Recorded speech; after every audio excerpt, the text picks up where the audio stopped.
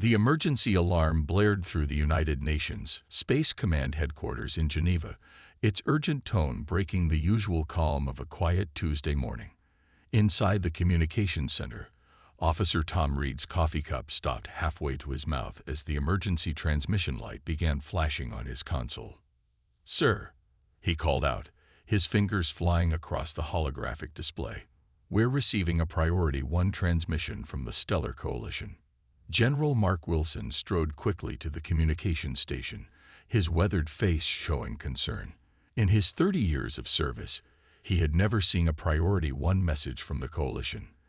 The advanced alien civilizations that made up the Coalition rarely asked Earth for anything, let alone emergency assistance. "Put it on the main screen," Wilson ordered, straightening his uniform. The massive display flickered to life, showing the image of High Commander Ral, the Coalition's supreme military leader. The alien's usually pristine appearance was disheveled, with clear signs of damage visible in the background of the transmission. "Earth Command," Ral's translator conveyed, the artificial voice carrying an unusual tone of desperation. "We require immediate assistance. Our worlds are falling, one by one, to an unknown enemy force. Our most advanced fleets have been defeated. Our defensive systems have failed. The transmission crackled with static. "We need help."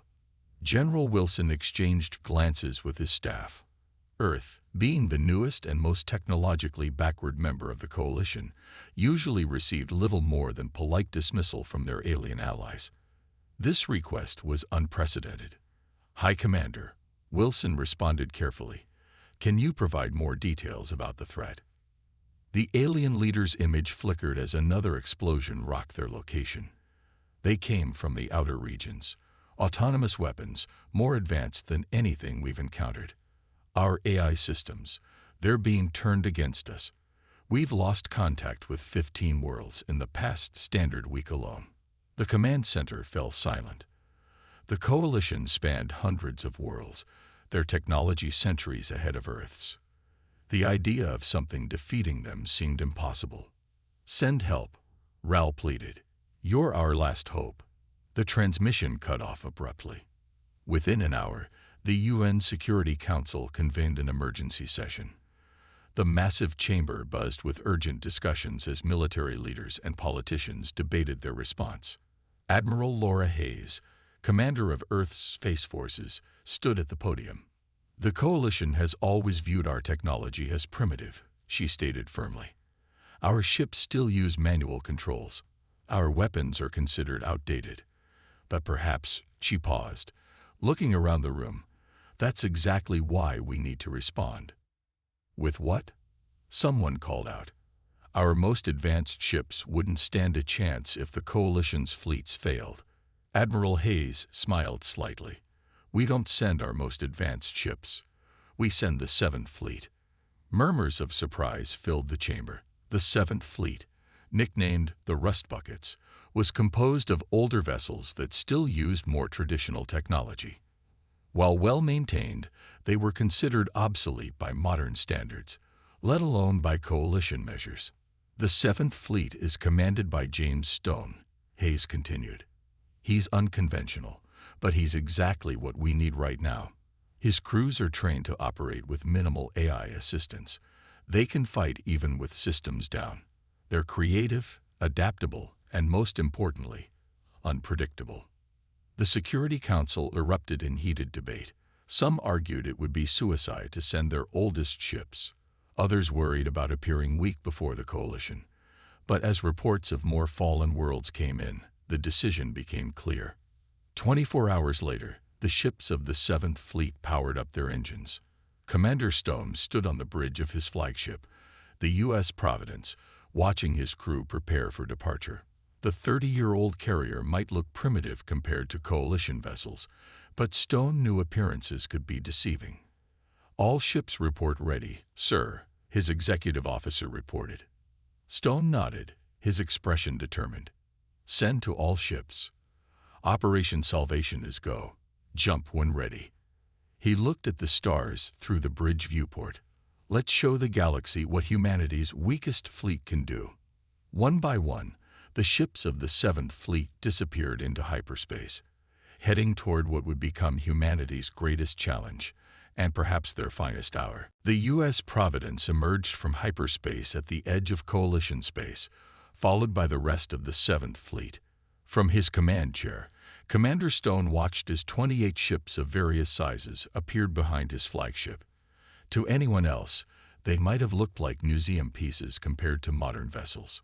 "Status report," Stone ordered, his eyes scanning the tactical display. "All ships present and accounted for, sir," replied Lieutenant Mike Rogers from his station, "though the Baker is reporting some trouble with their jump drive cooling system." Stone nodded, unsurprised.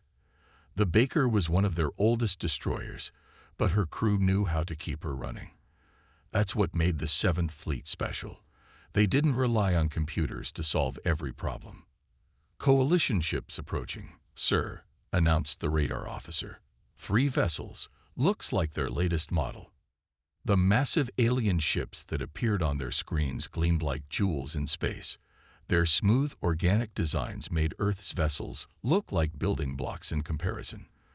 The largest Coalition ship opened a communication channel. "This is Fleet Master Dax of the Coalition Defense Force." The translated voice came through with a hint of disappointment. "These are all the ships you brought." Stone straightened in his chair. "This is Commander Stone of the Earth 7th Fleet. We're here to help." A pause followed. "Commander, perhaps there has been a mistake. Our scans show your vessels are using nuclear fusion drives, projectile weapons, physical armor plating." The alien's tone carried clear disbelief. "That's correct," Stone replied calmly. "We brought our most reliable ships." "Reliable?" Another voice cut in. A different Coalition officer, sounding almost angry. "Your most advanced ship is using technology we abandoned centuries ago. How do you expect to fight an enemy that defeated our quantum phase battleships?" Stone's executive officer, Commander Bill Turner, leaned closer to him. "They're not impressed, sir." "They don't need to be impressed," Stone replied quietly. "They just need us to work." He turned back to the communication. "Fleet Master, with respect, you called Earth for help. We came. Now we need a full tactical briefing on what we're facing." The Coalition ships led them to their forward command base, a massive space station that had clearly seen better days. Parts of it were damaged, and repair drones buzzed around its surface like bees around a hive. In the station's briefing room, the Coalition officers displayed holographic images of their defeats. Stone and his senior staff watched carefully as advanced alien ships were torn apart by swarms of autonomous drones that seemed to predict their every move. "The enemy adapts to our tactics instantly," Fleet Master Dax explained. "They hack our AI systems, turn our automated defenses against us. We've lost thousands of ships." Stone studied the footage, noting how the enemy drones moved in perfect mathematical patterns. "And your ships are fully automated." "Of course," Dax replied. "Manual control would be far too slow and inefficient." Stone exchanged knowing looks with his staff. "Request permission to demonstrate something," he said, standing up. He took out an old coin from his pocket. "This is a simple Earth coin. I'm going to flip it. Try to predict which side it will land on." The Coalition officers watched, puzzled, as Stone flipped the coin several times. Their advanced AI systems tried to calculate the outcome, but the human element, the slight variations in Stone's flip, the air movement, his own unpredictability, made it impossible to predict with certainty. "That's why you need us," Stone explained. "Your ships are too perfect, too predictable. The enemy can calculate every move, because everything is based on pure logic. But humans," he caught the coin one final time, "we're anything but logical." The Coalition officers looked skeptical, but their desperation won out. They had no choice but to trust these primitive humans and their outdated ships. Back aboard the Providence, Stone addressed his fleet. "The enemy expects perfect, predictable opponents. Instead, they're getting the rust buckets. We may not have quantum computers or AI-driven weapons, but we have something better: human ingenuity and good old-fashioned grit. He looked at the determination on his crew's faces. Prepare for combat operations. Let's show them why sometimes the oldest tools are the best tools for the job. The Seventh Fleet moved out, their ancient engines glowing against the darkness of space. They might be the weakest fleet humanity had to offer, but sometimes the weakest card in the deck turns out to be exactly the one you need. Red alert klaxons blared through the U.S. Providence as the first wave of enemy drones appeared on their sensors. They emerged from the darkness like a swarm of metallic insects, their smooth black surfaces absorbing light rather than reflecting it. "All hands to battle stations," Commander Stone ordered, his voice steady despite the tension. "Enemy count." "Over 300 drones detected, sir," Lieutenant Rogers reported from his station. "They're moving in attack formation." Stone watched the tactical display as the coalition ships next to them powered up their advanced weapon systems. The alien vessels glowed with energy, their quantum cannons preparing to fire.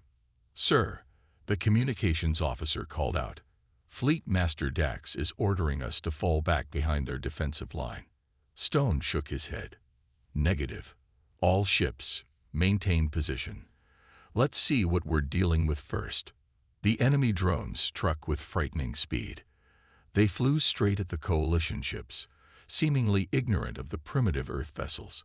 The coalition's advanced weapons opened fire, filling space with brilliant beams of energy. But something strange happened. The drones moved in perfect synchronization, dodging every shot as if they knew exactly where the beams would go. Within minutes, they had breached the coalition ship's defenses. "Coalition vessels are reporting system failures," Turner announced. "Their AI networks are being hacked." Stone leaned forward in his chair.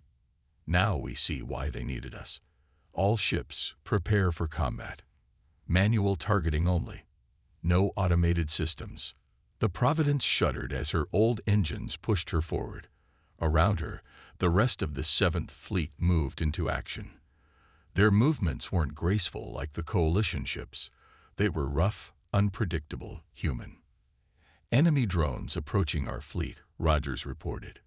They're slowing down." Stone smiled. "They can't predict us. Fire at will." The space around them erupted in explosions as Earth's primitive weapons engaged the enemy.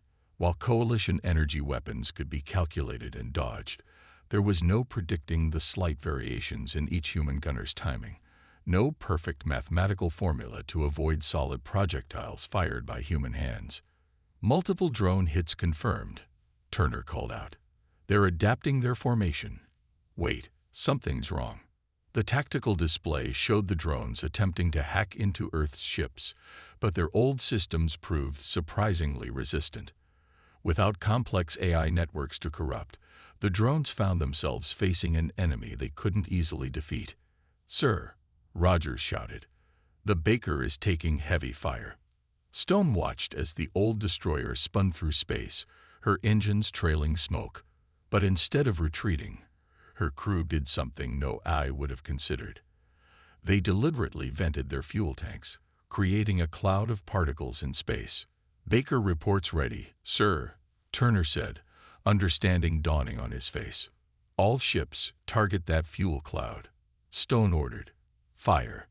The combined weapons of the Seventh Fleet ignited the fuel cloud, creating a massive explosion that destroyed dozens of drones caught in its radius.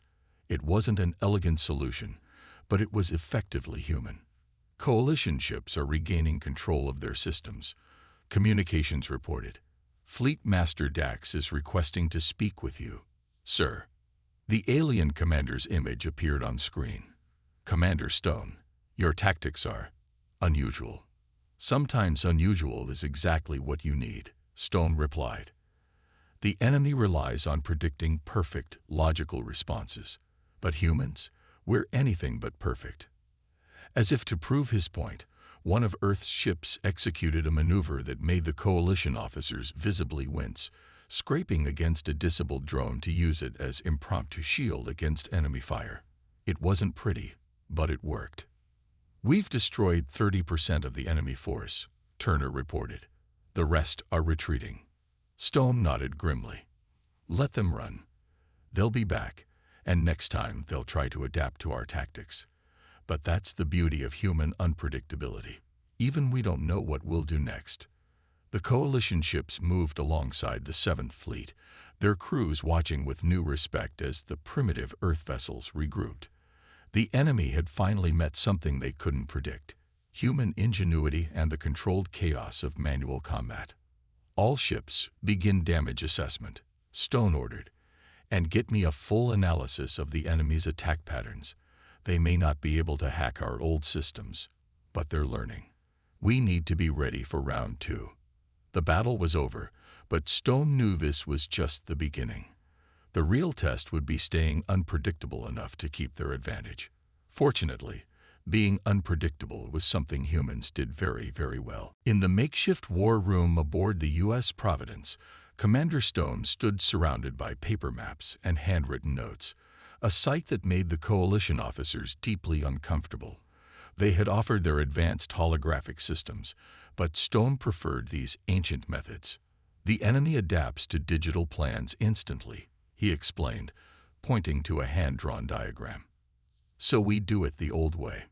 Lieutenant Rogers burst into the room, clutching a printed report. "Sir, we've decoded part of the drone's communication patterns. You need to see this." The report revealed something fascinating. The enemy drones operated on quantum prediction algorithms, calculating billions of possible outcomes per second. Against modern ships with AI systems, they were nearly invincible. But against humans manually operating older technology, their predictions became increasingly unreliable. "Look at this," Stone said, spreading out combat footage photos. "Every time we do something completely illogical, they hesitate. The Baker's fuel cloud trick, the Wilson's backwards retreat, the Thomas's fake engine failure. These aren't standard tactics, they're human creativity at work." Commander Turner nodded. "Our crews are making decisions based on gut feelings and experience. No algorithm can predict that." Stone turned to Fleet Master Dax. "We need to implement Operation Thunderstorm, but we'll need your help." "What is Thunderstorm?" Dax asked cautiously. Stone smiled.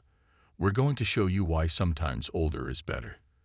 "Lieutenant, bring out the box." Rogers wheeled in a metal container that looked ancient by coalition standards. Inside were dozens of electronic warfare devices from the early 21st century. "These are jammers, signal disruptors, and radar confusion devices," Stone explained. "Basic technology by your standards, but that's exactly why they'll work. The enemy expects quantum encryption and AI defenses. Instead, they're getting radio waves and analog signals." The next few hours were spent distributing these devices among both Earth and coalition ships. The alien crews looked skeptical as humans installed what they considered museum pieces onto their advanced vessels. "All ships report ready, sir," Turner announced. "Though the coalition crews are concerned about the reliability of such old technology. They'll understand soon enough," Stone replied. "Begin Operation Thunderstorm." The fleet moved out, but this time with a new strategy. The Earth ships took the lead, their old radar systems actively broadcasting on frequencies that hadn't been used in warfare for centuries. Behind them, coalition ships had powered down their AI systems, running on manual control with guidance from their human allies. When the enemy drones appeared again, they faced something completely different from their previous encounters. The space around the fleet was filled with conflicting signals, random electronic noise, and unpredictable movements. "It's working," Rogers called out. "The drones are showing signs of confusion. Their prediction algorithms can't process our random signal patterns." Stone watched as the enemy formations broke apart, their perfect synchronization disrupted by the chaos of old Earth electronic warfare. A drone would move to intercept a ship based on predicted trajectory, only to find its target had done something completely unexpected. The Providence shuddered as she executed a maneuver that made the coalition officers grab their seats in alarm. "Status report," Stone ordered calmly. 3 drone squadrons destroyed, Turner reported. Our old ECM is playing havoc with their systems. They can't form up for coordinated attacks. Fleet Master Dax watched in amazement as Earth's primitive electronic warfare turned the tide of battle. Your technology. It's so basic that it's actually superior in this situation. Sometimes the best way forward is to go backward, Stone replied. The enemy expects everything to be advanced, predictable, logical. We're giving them the opposite: chaos, unpredictability, and human intuition. The battle continued, with each Earth ship adding its own random elements to the electronic storm. Some broadcast old radio shows, others sent out random number sequences, and a few simply generated electronic noise on frequencies that hadn't been used in centuries. As the last enemy drones retreated or were destroyed, Stone gathered his officers. "This is just the beginning," he said. "They'll try to adapt to our old technology. But that's the beauty of it. We have centuries of forgotten techniques to choose from, and every human crew will use them differently." The coalition ships formed up alongside the 7th Fleet, their crews finally understanding why Earth had sent its oldest ships.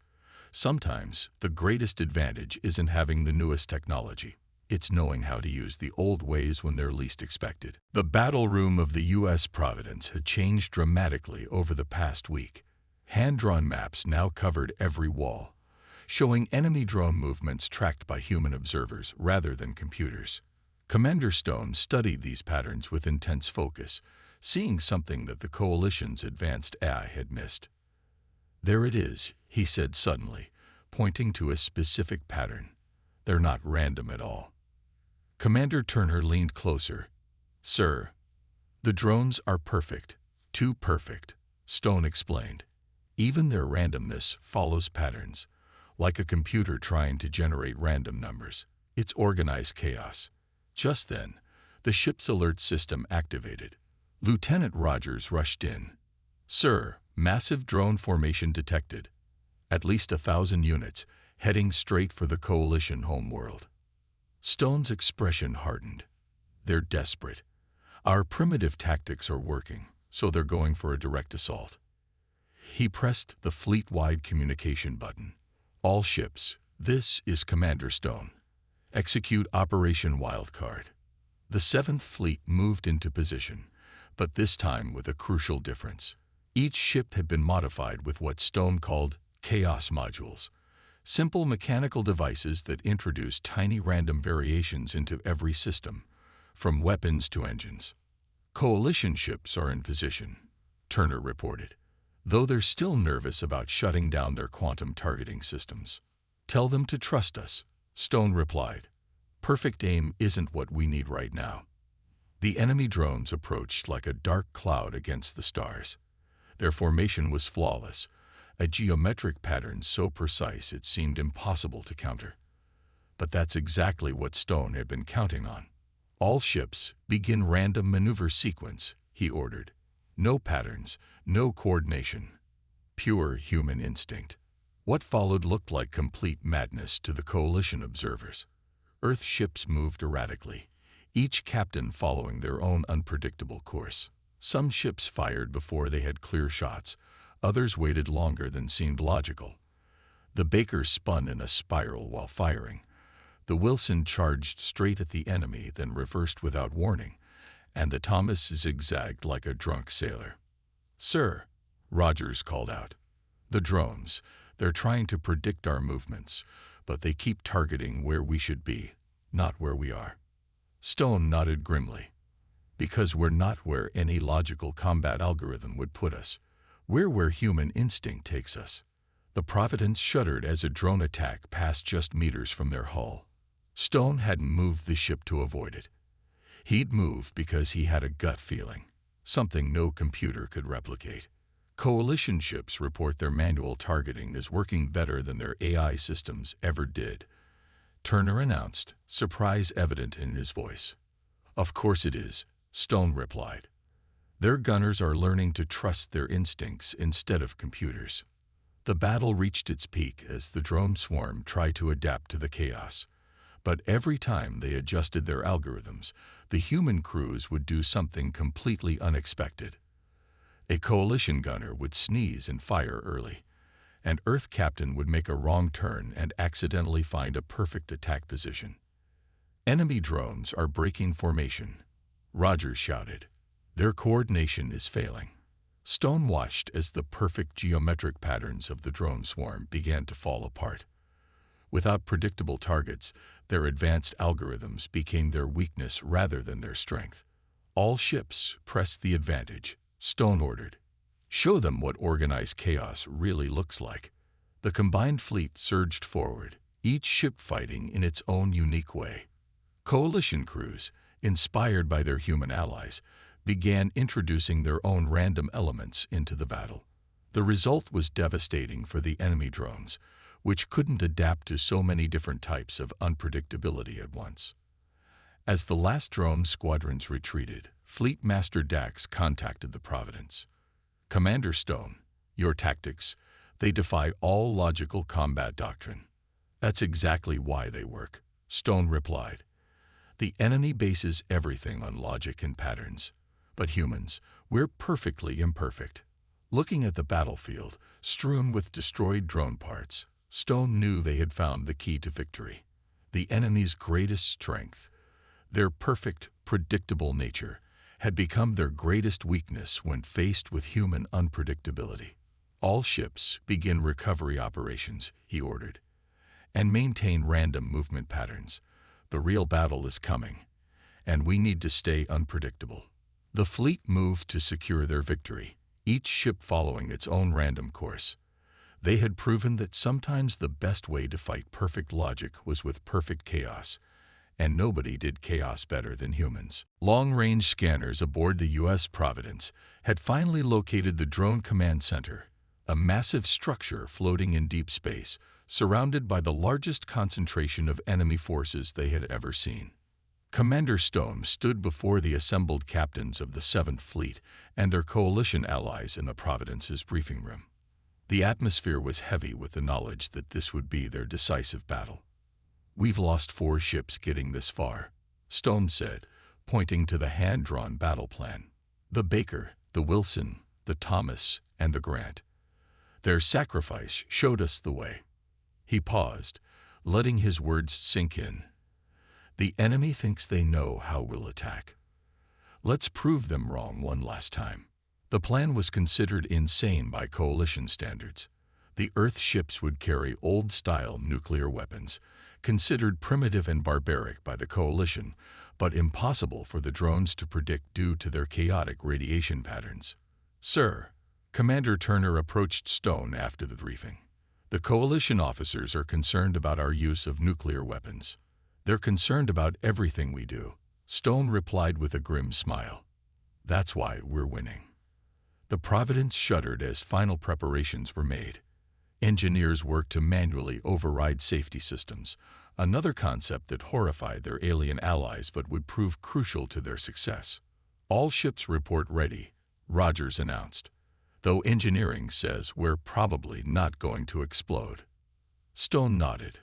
Probably is good enough. Fleet-wide transmission. Begin Operation Final Throw. The battle began with what looked like a desperate, disorganized charge. Earth ships moved in seemingly random patterns, each following their captain's instincts rather than any coordinated plan. The coalition ships, having learned from their human allies, added their own elements of chaos to the attack. Enemy drones responding, Turner called out. They're trying to form their usual geometric patterns. Perfect, Stone said. Spring the trap. Suddenly, the apparently chaotic movements of the Earth ships revealed their true purpose. They had created gaps in specific places, gaps that made no logical sense, but which human intuition knew the drones would try to fill.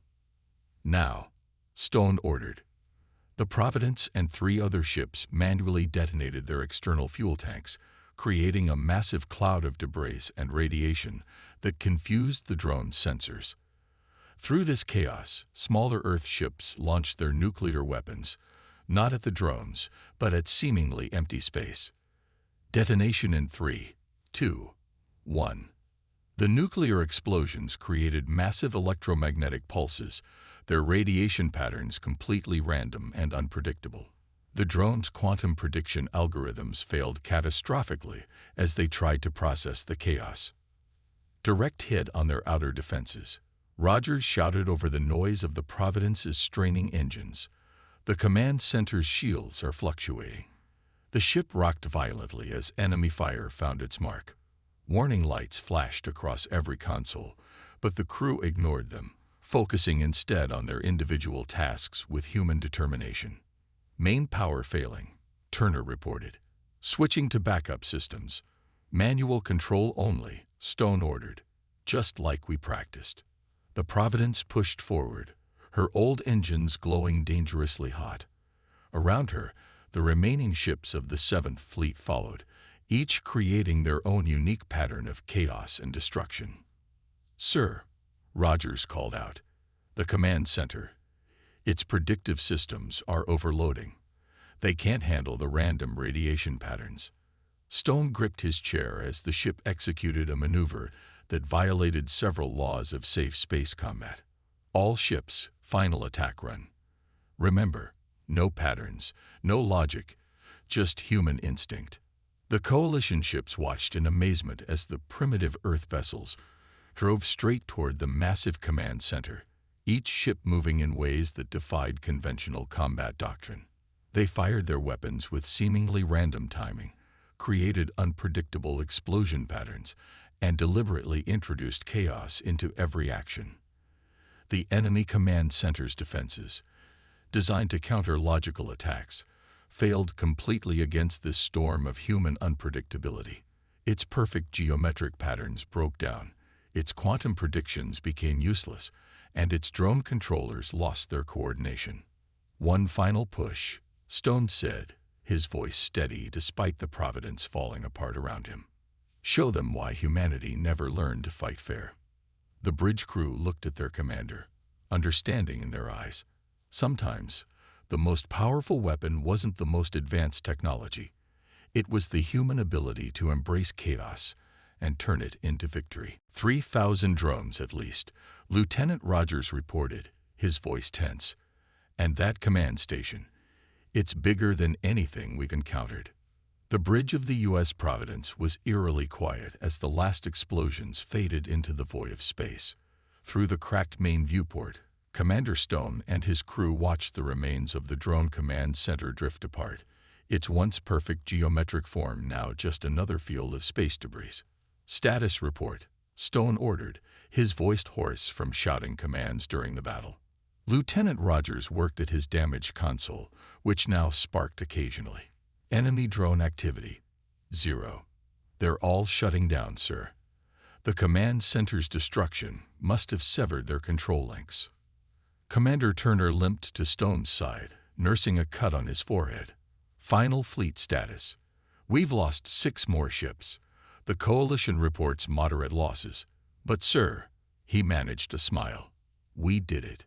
Stone nodded silently, remembering the crews who had given their lives to achieve this victory. The 7th Fleet, Earth's weakest force, had accomplished what the most advanced ships in the galaxy could not. "Incoming transmission," Rogers announced. "It's Fleet Master Dax and the Coalition High Command." The main screen flickered to life, showing not just Dax but the entire Coalition Leadership Council. Their normally perfect appearances were disheveled, but their expressions showed something new: respect. "Commander Stone," the High Commander spoke, "the Coalition owes humanity a debt we can never repay. Your unconventional methods have saved our civilization." Stone straightened in his chair, despite his exhaustion. "We just did what humans do best, adapted and overcame. That is precisely why we must acknowledge our error," another council member added. "We dismissed Earth as primitive because you still used manual controls, because your technology wasn't fully automated, because you relied on human instinct instead of artificial intelligence." "We were wrong," Dax said simply. "What we saw as weakness was actually strength. The very things we abandoned: human unpredictability, mechanical simplicity, The chaos of manual control were exactly what we needed. The Providence's damage control teams worked in the background as the Council continued.